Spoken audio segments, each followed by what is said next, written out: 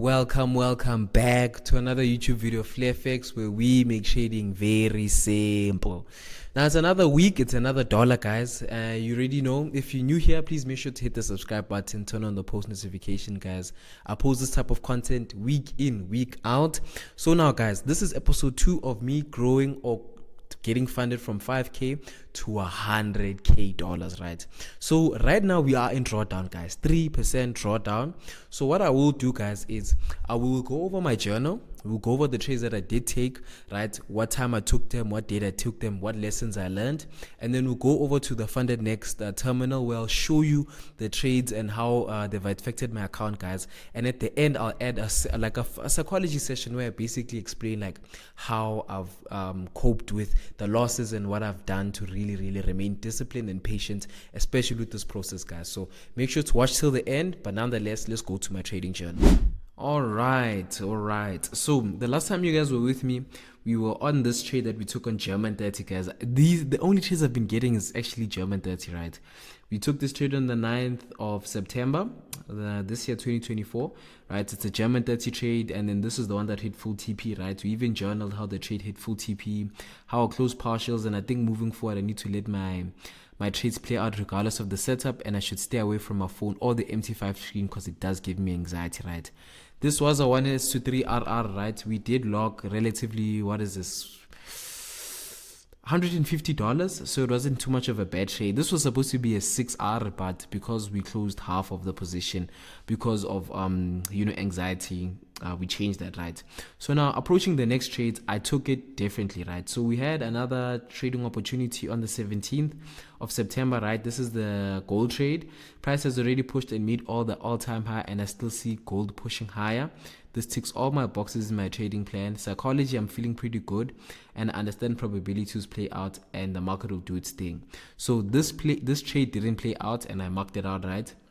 This is the beautiful understanding of why the trade didn't come to our plan. We got another entry as well, didn't come to plan. Like I'm telling you guys, and you guys can see the dates of this. This is the 17th of September. This is the 26th, guys. That's a whole week and a half, right? And I haven't got any trade sets up. So I only took one trade or two trades in the month of September, right? The early September and the end of September, which you'll see, right? And then we had this German 30 setup as well. This was on the 30th. This is the German 30 trade. I would say it's a premature entry, but it does match a lot of my entry criteria. Emotionally, I'm not feeling too bad. I haven't taken any trade in the past 3 weeks. You see, I was really aware of my emotions. So part of my trading feels like I'm executing based off of not trading, basically. I felt like, I was taking time and I'm not getting anywhere because I was so patient and very disciplined for my setup.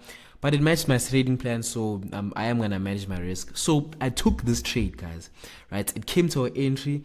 It was really nice. Price even pushed up all the way to the top over here.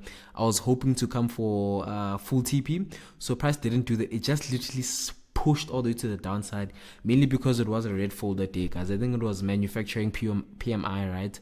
So now the journaling over here is also very important, right? This is a German 30 trade after. With this trade, I would say I followed my trading plan to the T, which I did, guys. A good risk, and even the management of the trade was top tier. As much as it did hit my SL, I feel like the only thing I could have done differently was break even once price got to 1:3 risk to reward ratio, guys. That's one thing for sure I wish I could have done. I know a lot of the clients, I did tell them to close around this mark, and they did, right? Because I also knew that there were fundamentals, but I wasn't expecting them to be as volatile as this, right?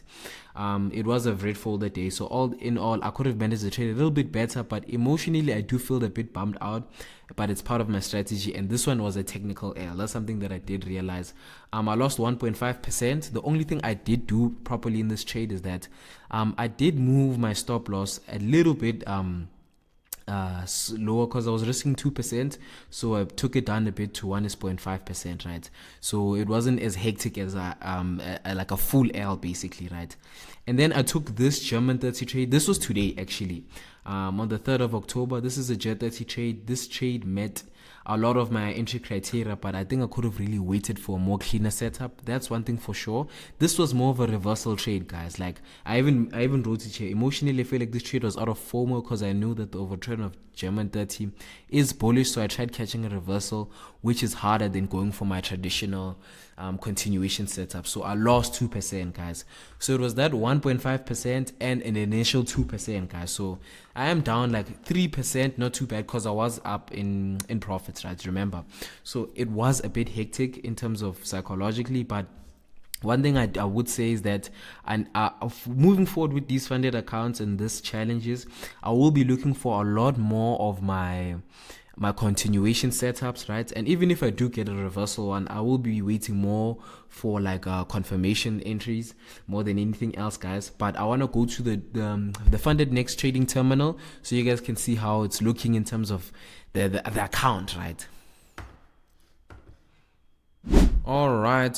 So this is the funded next terminal, right? As you can see, we are down 3%, guys, 3.7%, right? Even when I do go to my trading overview, I want you guys to see the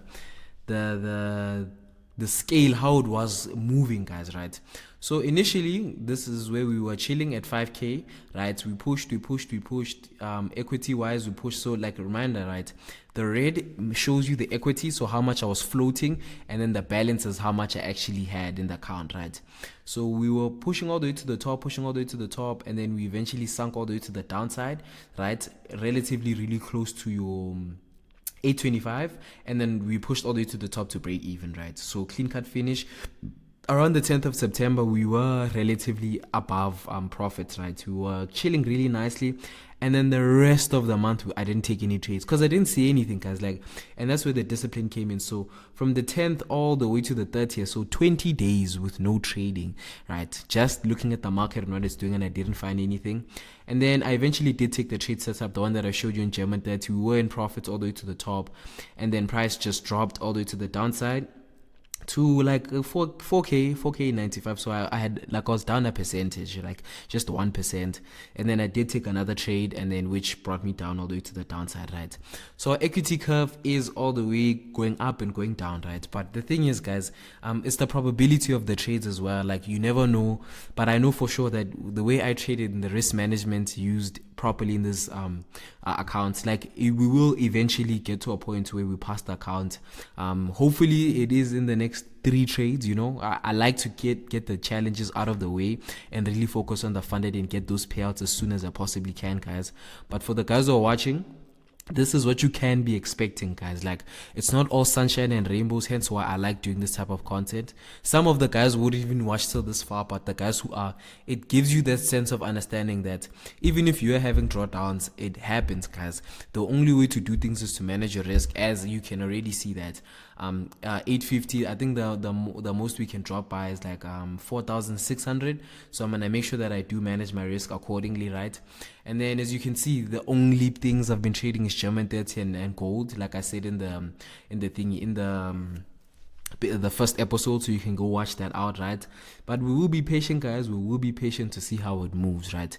So now let's move over to the psychology tips. So we just move over to this side, and then afterwards I'll talk about what I've learned and how I'm gonna move forward with these accounts. All right, guys, so the way I'm gonna start approaching this account, especially since we're risking 2% each setup, guys, I have to make sure that I'm more picky with my setups, right? And with the trade that we just took right now, I'm noticing that reversals are probably not the smartest decision, especially now. I would be trading more continuations because I'm more comfortable with that, right? I'm not saying when I do see a reversal I wouldn't trade it. I'll just rather wait for more confirmation, especially with those types of setups, right? And then in terms of psychology, how am I feeling? Like, right now, as Mr. Flair in 3% drawdown, guys, one thing I would say is that since backtesting, guys, I cater for drawdowns, guys. I know for a fact that drawdowns are part of the process and a part of the game. So it doesn't really do too much to me mentally. All I know is that I have to focus more so on like executing my strategy till the T, right? The percentages and the money floating and everything else shouldn't really be too much of a big factor, especially right now, right? So that's how I'm feeling psychologically. And then risk management wise, like I said, 2% per trade, still sticking with that one. What could I change from my trading plan? And what I'm noticing is that, like the German 30 trade that I did mention, is that Once we do get to a 1:3 risk to reward ratio, it's always advisable to maybe move my stop loss to break even, right? I'm not really a partials guy because it does skew your risk reward, guys. We saw this in the trade before. If you haven't watched episode 1, guys, make sure to watch episode 1. I'll put the link on top over here. Right, the second trade we took on German 30, we took like half the position off, and the trade hit full TP. That was supposed to be a 6% gain, guys. So you can imagine if I'm down a -3, I would have been like a +3 right now, you know. So it's those types of things. It's just understanding that I wouldn't really want to fiddle with my trade too much, but I know that once price reaches a risk to reward of 1:3, move my stop loss to break even. And also, if there's going to be like a huge fundamental or like it's huge red folder day, I will take it very serious and I will move my stop loss to break even, guys. But I'll trade this account as strict as I possibly can, guys. Whether we win, whether we lose, we'll try again, because it is the road from 5K to 100K in funding, and it's always good. I'm doing this mainly because I know one day I will come back and watch this video and pat myself on the back because I actually documented it, and I know that someone else is watching this right now and understands that they want to understand the journey at a much more deeper level.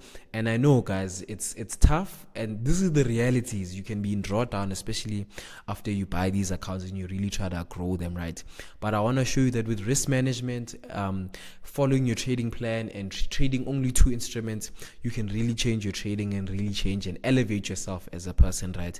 But nonetheless, if you watch till the end, man, please make sure to subscribe, comment funded again, so I know that for sure that you guys love this docu series. Nonetheless, guys, I will be posting these types of videos as soon as I do take trades on this account, guys. For the past few weeks I haven't taken any trades, so I saw no need to record the video. But I appreciate the guys who are still watching these types of videos, guys, because these are the ones that really you gain the most value. I wish someone would have done this. But nonetheless, guys, it's your mentor, Mr. Flair, signing out.